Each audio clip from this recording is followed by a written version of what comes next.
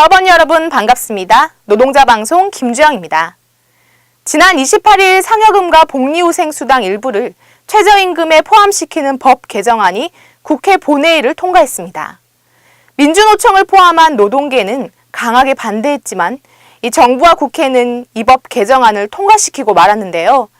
이 법안의 통과로 중소기업 노동자들의 임금 삭감은 커질 것이고 이로 인해 대기업 노동자들과의 임금 격차가 더 벌어져 이 귀족노조라는 비난을 면하기 어려울 것입니다. 이는 결국 모든 노동자들의 임금이 하향 평준화가 되는 빌미가 될 것이고 사측의 신임금체계 도입 압박은 더욱 커질 수밖에 없을 것으로 보이는데요.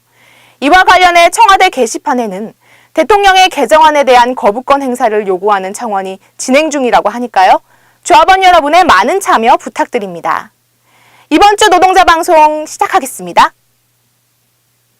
지난 24일 경주 캥신터 리조트에서 조직분과위원 수련회가 진행됐습니다. 이날 수련회에서는 각 지역위원회 조직분과 동지들의 인사를 시작으로 백운호 수석 부지부장의 18년 투쟁기조 설명과 주재일 조직실장의 18년 투쟁 일정 공유가 있었습니다. 이어 이승철 민주노총 전 사무부 총장은 강의를 통해 정부의 노동정책 핵심 내용을 설명하고 앞으로의 주요 정세와 정부 정책 방향을 전망하는 것의 중요성에 대해 강조했습니다. 지난 25일 경주 코오롱 호텔에서 신입사원 대상 지부장 교육이 있었습니다. 이날 하부영 지부장은 신입사원들에게 조합원으로서 가져야 할 권리와 의무, 노동기본권과 근로기준법 등에 대해 설명했습니다. 또한 노동조합의 새로운 30년을 준비하기 위한 18년 투쟁 전략과 기조에 대해 설명하면서 미래 노동조합을 열어갈 신입 조합원들의 힘찬 활동을 당부했습니다.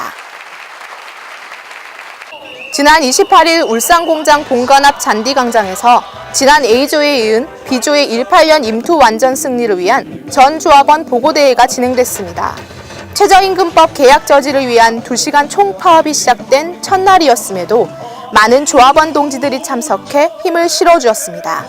하부영 지부장은 최저임금 계약을 막아내고 18년 임투 승리를 위하여 노동조합 중심의 일치 단결을 당부했습니다. 이날 보고대회를 통해 현자지부는 정부의 최저임금법 계약을 규탄하며 총력투쟁에 나설 것임을 강력히 전달했습니다. 또한 대한민국 전체 노동자들을 위한 투쟁의 선봉에 앞장서 나가겠다고 밝혔습니다. 이어 현자지부는 보고대회 종료 직후 태화강역 광장에서 열린 민주노총 울산본부의 최저임금 계약 저지 총파업 대회에 참여했습니다.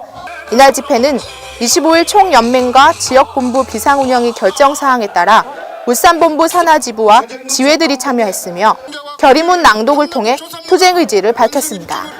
이후 집회대회는 현대해상 사거리까지 행진 후 대회를 마쳤습니다. 지난 28일 변속기 일반직 조합원 도시락 간담회가 있었습니다.